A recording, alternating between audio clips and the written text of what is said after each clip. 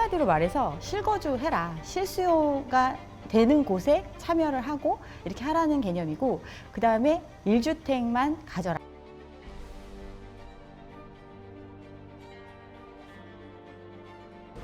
소득이 있으면은 세금을 걷어도 괜찮아. 근데 우리 같이 은퇴자들은 그건 소득이라고 볼 수가 없어.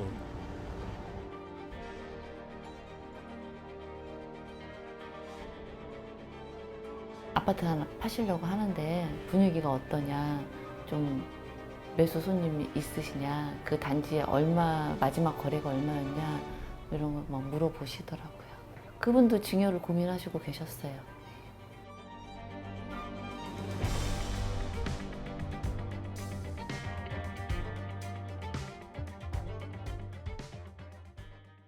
정부가 실거주 여부와 함께 주택 수가 아닌 가액 중심으로 부동산 세제를 대폭 손질하는 세제 개편안을 발표했는데요. 실거주 1주택자 이번에 어떻게 보면 세제 개편안이 보여주는 이제 핵심 메시지는 한마디로 말해서 실거주해라. 실수요가 되는 곳에 참여를 하고 이렇게 하라는 개념이고, 그 다음에 1주택만 가져라. 필요한 곳에 한 주택만 가져라 라는 어떤 그런 메시지를 줬다라고 생각을 합니다. 종합부동산세에 있어서는 거주 1주택 같은 경우는 기존에 이제 공제 혜택이 12억까지였는데 집값 오른 거 감안하면 14억까지도 그냥 세금 안 내도 된다. 이렇게 이제 어떤 기준점을 높여줬죠.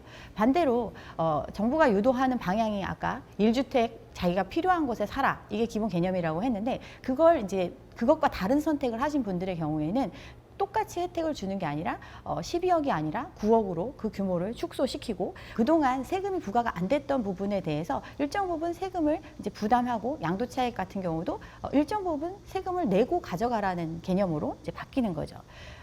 그리고 세율 같은 경우도 똘똘한 한 채의 붐이 있었잖아요. 사실 고금리 시대가 도래를 하고 그동안 이제 젊은 영끌들이 많이 참여했던 뭐 노도강, 금강고 뭐 이런 데 같은 경우는 집값이 고점을 아직도 회복하지 못한 지역도 많이 있고, 영끌하신 분들 되게 고통스러운 상황에 있잖아요. 그럼에도 불구하고 똘똘한 한 채, 거래도 없고 뭐 여러 가지 상황인데도 불구하고 똘똘한 한 채는 더 많은 상승을 보였었는데, 이런 부분에 대해서 과연 이제 그 자산이 정말 2, 3년 안에 뭐 2배, 3배가 될 정도로 그렇게 부풀어 오른 게 맞다라면 그거에 상응하는 부담을, 기존에는 30억 자산가가 부담하는 세금 자체가 다른 나라에 비교해서 굉장히 낮은 수준이었거든요. 이제 이런 것들에 대해서 이제 조정을 하는 거고, 그게 이제 조금 고가 주택의 경우는 그 부담이 절대적인 금액으로 굉장히 좀 크게 다가올 수 있는 수준으로 좀 조정이 됐다, 이렇게 생각을 하시면 될 것 같습니다. 양도소득세의 가장 큰 문제는 올해 가지고 있고 내가 이제 양도하는 시점에 한 번만 발생을 하는 세금이잖아요. 그러면 실질적으로 이제 자산의 상승으로 인한 차익이 생겼을 때, 이게 우리가 소위 말하는 불로소득의 개념이거든요. 그런 부분에 대해서 과세를 하는 것, 우리가 그거는 조세의 원칙인데, 양도소득세의 경우는 장기보유 특별공제라는 개념을 통해서 오래 가지고 있었고 뭐 이런 상태이면 그 기간에 따라서 공제해 줄 수 있는 조건에 맞춘다면 그 공제 금액에 한도가 없었어요. 근데 이거에 대해서 이제 공제 금액, 그러면 불로소득이고 하지만 그래도 장기로 내가 보유하고 내가 장기간 거주하면서 자연스러운 상승분이라고 생각될 수 있는 한도, 그것을 한 10억 정도로 규정을 하고, 그 이상이 되는 부분에 대해서는 이제 과세를 하겠다라는 개념으로 바뀐 거죠. 그러니까 이제 요즘에 뭐 압구정이나 뭐 개포나 이런 데서 인터뷰한 노인분들 기사가 많이 나오는데, 그걸 보면은 내가 30년 전에 5억에 샀는데, 30년 전에 3억에 샀는데 그게 7, 80억 한다고 하는 거를 난 당장 어떻게 이렇게 세금을 내고, 또 양도세도 지금 10억까지만 공제해 준다고 하니까 그 양도 차익이 어마무시하잖아요. 근데 예전에는 장기 보유하고 오래 거주했으면 이거 그냥 양도 차익에 대해서 오롯이 가져갈 수 있었는데, 이제는 이제 10억까지만 한도를 둔다고 하니까 세금을 지금 이제 정리를, 이제 유예 기간 준 동안 지금 정리를 하는 것보다 손해인 거예요. 그러니까 불만이 있고, 그러니까 나 그러면 이참에 팔겠다. 아니 억지로 나 내쫓는 것 같아서 나 기분 나쁘다라고 얘기하지만 본인 입장에서 맞는 판단을 하는 거죠. 내가 2년 후에 팔면 세금을 한 7, 8억 더 내야 되는데 지금 팔면 그 7, 8억을 고스란히 자기가 가져갈 수 있는 구조니까 그런 선택들을 하시는 거거든요. 이런 부분이 어떻게 보면 양도 차익이 큰 분들 같은 경우는 선택할 수 있는 포인트가 되지 않을까 생각합니다.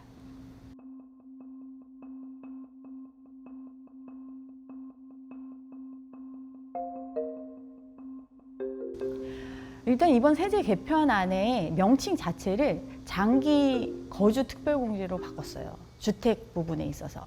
그 얘기는 주택이라는 게 사실은 모두가 원하는 필수제이잖아요. 살기 위한 공간이다 보니까 그런 부분에 있어서 어떤 투자의 목적으로 참여했던 수요가 너무 많았기 때문에 그런 분들에 대한 혜택이 같이 이제 이루어질 수 있는 보유에 대한 개념은 아예 이제 삭제를 하겠다라는 거거든요. 그래서 거주를 한 경우에 실제로 내가 필요해서 그 지역에 살았을 경우에 대해서만 어떤 세금에 대한 혜택을 주겠다라고 이렇게 바뀌었다고 보시면 되고, 근데 어떻게 보면 바로 이제 그 제도를 바꾸면 이제 혼란이 올 수 있으니까 이걸 이제 과도기적인 유예적인 상황으로 내년까지는 현행대로 가요. 근데 내년까지 선택을 하시겠죠. 그리고 후년이 되면 28년도에는 절반만 보유 기간에 대해서 예전에는 40%까지 공제를 해줬다면 이게 이제 20%로 줄어들고 그 다음에 29년부터는 이제는 아예 보유에 대한 40%의 혜택은 사라진다. 그렇지만 어떤 전체적인 공제 규모는 바뀌는 게 없어요. 그래서 거주 같은 경우 예전에는 40%, 그러니까 4%씩 매년 4%씩 10년간 해서 40%까지 공제를 해줬던 거를 이제 8년, 그러니까 8%씩 이렇게 해서 80%까지 공제해주는 이렇게 바뀌는 거는 결국 이제 실거주를 해라. 실거주를 유도해서 실수요자가 정말 내가 거기가 필요하고 내가 거기에 살 능력이 되고 내가 거기에 살려고 하는 사람들만 시장에 참여해라라고 이렇게 유도하고 있지 않나 이렇게 생각합니다.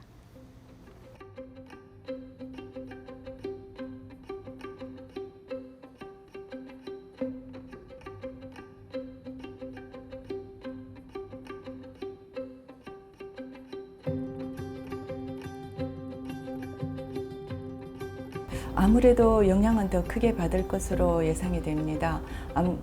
고가주택들이 많이 몰려 있는 상황이고 평균 30억 이상 되는 주택들이 이제 쏠려 있는 단지들이 많아서 영향은 더 크게 볼 수밖에 없고요. 아무래도 보유세 강화가 컸고 그리고 그 양도세도 이제 시일이 지남에 따라서 부담이 커지는 구조이기 때문에 영향은 좀 더 클 수밖에 없다고 생각을 합니다.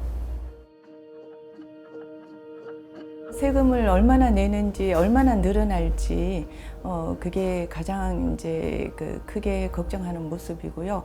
그리고 이제 양도세가 28년 이후에는 장기보유 특별공제가 이제 거주공제로 바뀌기 때문에 오랫동안 보유하셨던 분들의 타격이 큽니다. 그래서 그런 부분들에 대해서 걱정이 많습니다. 세금 문의도 많아지고 있고요. 아마도 이제 고령의 1주택자들, 고가 주택을 가지신 분들인데요. 이분들은 이제 오래 가지고 계셨을 때 이제 그 세제 혜택이 많았는데 지금 이제 그 혜택이 많이 줄어들고 그리고 이제 지금 팔자니 아무래도 양도세가 이제 장특공제가 10억 한도로 줄어들기 때문에 팔아야 할지 이제 더 버텨야 할지 그런 고민이 큽니다만 그래도 팔고 가자는 분위기가 조금 더 역력한 것 같기는 합니다. 지난 2.12 대책 때에는 한번 기회를 주기는 했습니다만 주택을 사고 팔기에는 아주 척박한 시일이었습니다. 그래서 팔아야 될지 말아야 될지 세금 계산하고 고민을 하다가 우왕좌왕하다가 보니까 이제 시한이 도래해서 못 팔고 가셨던 분들이 계시는데 이번에는 어느 정도 이제 시장 분위기를 보면서 내가 매도할 시점을 좀 점치고 있는 분위기인데요. 다만 이 세제 때문에 그렇다고 해서 이 세제 때문에 매물이 무조건 시장에 다 나온다고는 볼 수가 없는 것이 또 강남 지역입니다. 향후의 투자 가치, 미래 가치, 그리고 이제 자산 가치를 생각을 했을 때 내가 세금 부담을 조금 더 하고라도 계속해서 보유를 해야 될지 팔아야 될지 이렇게 셈법이 좀 복잡해지는 것 같습니다. 이번 부동산 세제 개편안의 핵심은 실거주 중심의 과세체계 전환입니다. 집은 바잉, 즉 사는 것이 아니라 리빙, 즉 사는 곳이라는 원칙 하에 거주 중심의 주택 시장이 정착되도록 부동산 세제를 합리적으로 개편하겠습니다. 거주용 1주택은 집값 구간별로 세부담이 달라집니다. 시가 20억 원에서 30억 원 수준 주택은 부담이 줄고 30억 원에서 40억 원 수준은 큰 변화가 없지만 40억 원을 넘어가면 부담이 커집니다. 특히 시가 40억 원에서 50억 원 수준을 넘어서는 주택 약 4만 6천 호는 종부세 부담이 대폭 늘어납니다.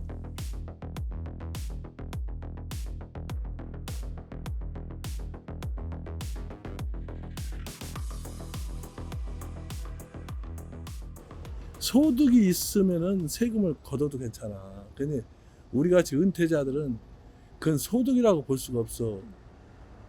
마지막 여생을 기본적인 생활할 수 있게끔만 만들어 놓은 거야. 특히 이제 나 같은 경우는 그나마 그래도 공무원연금이니까 조금 버티는데, 아까 얘기했지만 일반 친구들, 일반 직장 생활하는 사람들은 연금 많이 받아야 150만 원이야. 그것도 괜찮은 직장 다니는 애. 70대는 그래도 자기 노후, 또 마누라, 또 자식들도 좀 못난 애들 뒷바라지 해주려면은, 예? 지금 이런 식으로 세금을 내면은 서로 궁핍한 생활을 번복할 수밖에 없다고. 모르겠어요. 내가 그래도 강남에 이런 아파트 하나 갖고 사니까 그런 것이 불만이 있는지 모르는데,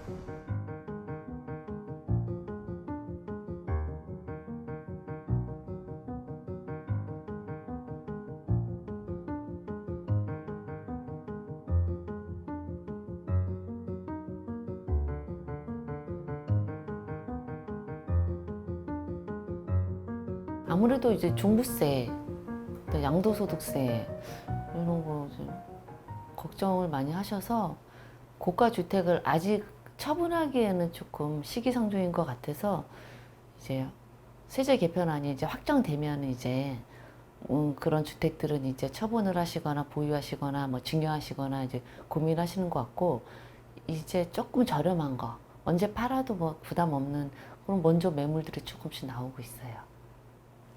물어보기만 하세요. 그러니까 좀 아까도 매매 잔금을 하고 있는데 손님이 전화 오셔가지고 잔금하면서 전화를 받았는데 아파트 하나 파시려고 하는데 분위기가 어떠냐, 좀 매수 손님이 있으시냐, 그 단지에 마지막 거래가 얼마였냐 이런 거 막 물어보시더라고요. 그분도 증여를 고민하시고 계셨어요. 오늘 이제 뭐 계약금을 하나 넣으신다고 하신 매수 손님이 계셨는데, 매도자분이 이제 조금 알아보러 이제 다니시고 세무사랑 이제 여러분 만나고 오시더니 오전에 전화가 오셨어요. 나 조금만 더 고민해 봐야겠다. 그냥 매도한다고 될 게 아니라 내가 세금을 정확하게 알고 매도를 해야지 좀 불안해서 안 되겠다. 이제 세금 폭탄 때문에 무섭다고 이제 그러시는 거죠. 개인적인 소견으로는 아주 많이 영향이 있을 것 같고요. 실제로 한 달 전에 이제 아파트 전세 구하시는 손님이 있으셔가지고 그 집을 보러 다녔는데, 한 단지에 보통 한 1000세대 정도 하는데도 전세가 물량이 하나, 월세 하나, 뭐 거기서 이제 간신히 계약하고 서로 경쟁이 좀 치열했어요. 근데 이번에 이 세제 개편안이 만약에 그대로 된다고 하면 더 심해지지 않을까. 서울 부동산 시장에서 트리플 강세가 이어지고 있습니다. 매매와 전세, 월세 가격이 동반 상승하는데 상대적으로 가격 부담이 덜한 외곽 지역이 더 강세입니다.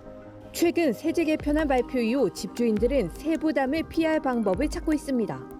비거주에 따른 세금 폭탄을 피하기 위해 집주인들은 직접 들어와 사는 방안을 고려하고 있습니다. 이 때문에 세입자들은 집주인이 퇴거 요청을 하거나 세부담을 전가할까 봐 두려워하는 상황.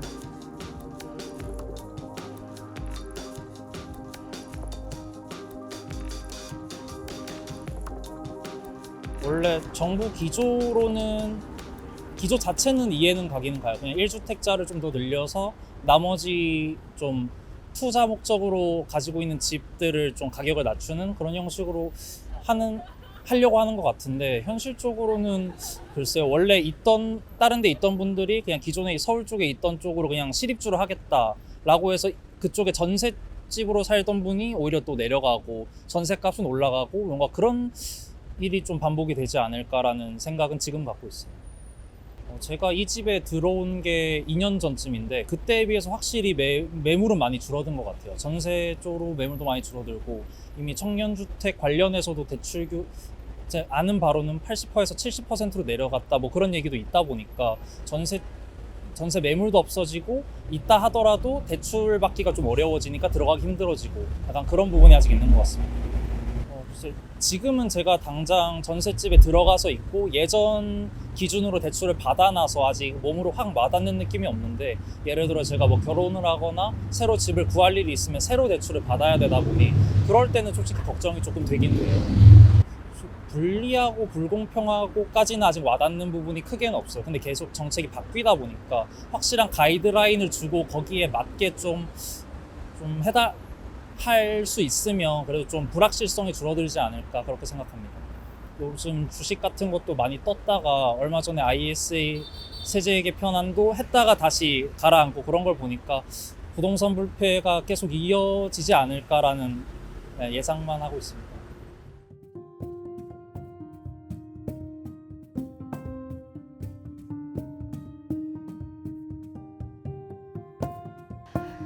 개인의 선택이죠, 진짜. 그래서 개인한테 가장 유리한 선택들을 할 건데, 우리가 양도세 중과 유예가 5월 9일 날 종료가 되잖아요.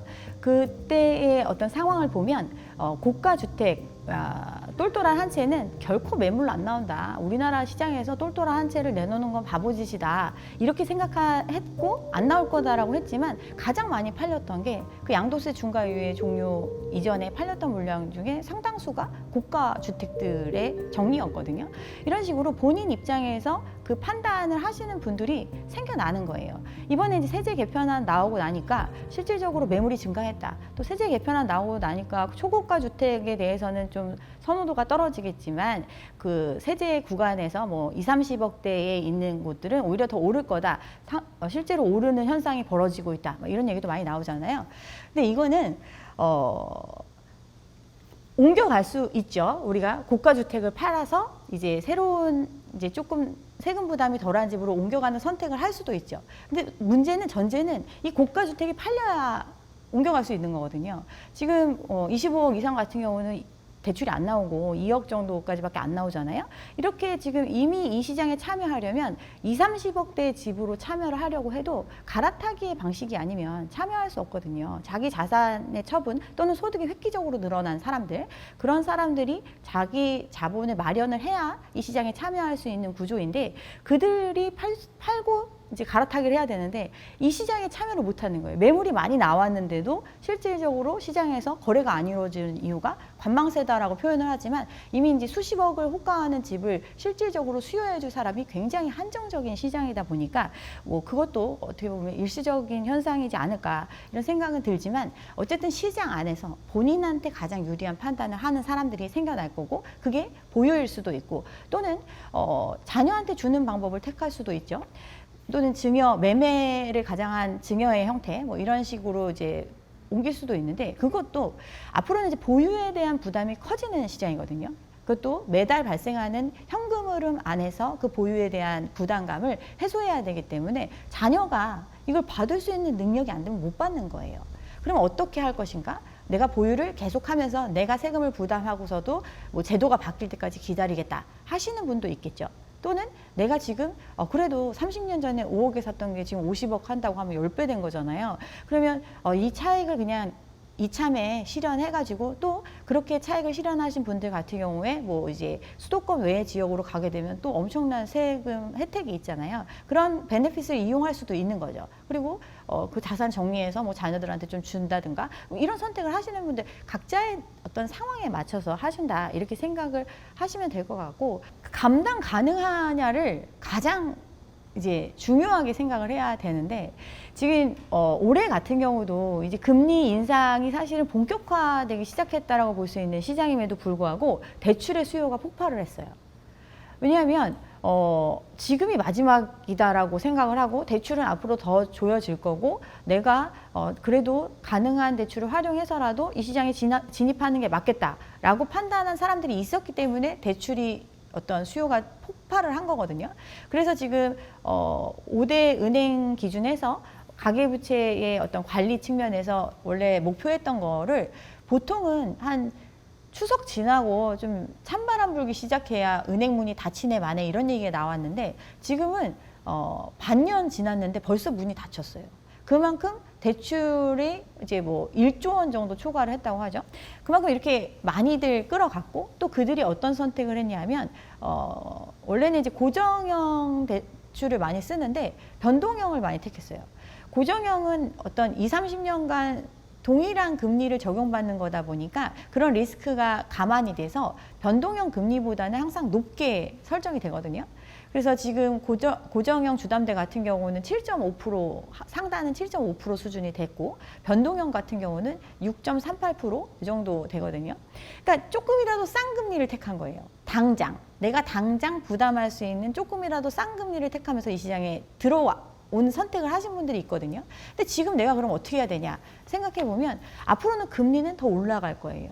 일단 올해 하반기에 2차례 정도 올릴 거다라는 얘기가 있고 그게 선반영이 되면서 지금 시장 금리 자체가 올라가고 있는 상태인데 5% 6%가 일상화되는 근데 언제 끝날지를 모르는 거예요. 이런 시장이고 대출은 예전보다 더 줄어들 거예요. 왜냐하면 모두가 대출을 원하는 시장이고 기존의 집을 갖고 있는 사람도 기존의 대출을 유지하고 싶어하고 새로 진입하는 사람들도 추가적인 대출을 원하는 시장이기 때문에 대출은 계속 해줄래야 해줄 수가 없어요. 대출의 규모가 줄어든다는 거는 내 집을 나중에 누군가한테 팔 때 이걸 사줄 사람은 나만큼 대출을 못 받는다는 거예요. 그 대금을 지급할 능력이 떨어질 수밖에 없다라는 거죠. 그리고 감당하는 것도 지금 이렇게 점점 어려워지는 금융 환경에서 나는 직장도 탄탄하고 앞으로 뭐 이래서 돈을 많이 빌릴 수 있을지언정 나보다 더 나은 사람이 그렇게 해서 참여하기는 어려운 시장이거든요. 그리고 비용적인 측면, 집을 보유하기 시작하면 예전에는 그 비용에 대한 부담이 그렇게 크지 않았다면 이제 보유세의 보유세가 좀 현실화되는 시점이 29년부터이기 때문에 이제는 내가 집을 처분하기 전까지 들어가는 비용 자체가 상승한다라는 걸 전제로 어떤 판단을 해야 된다는 거죠.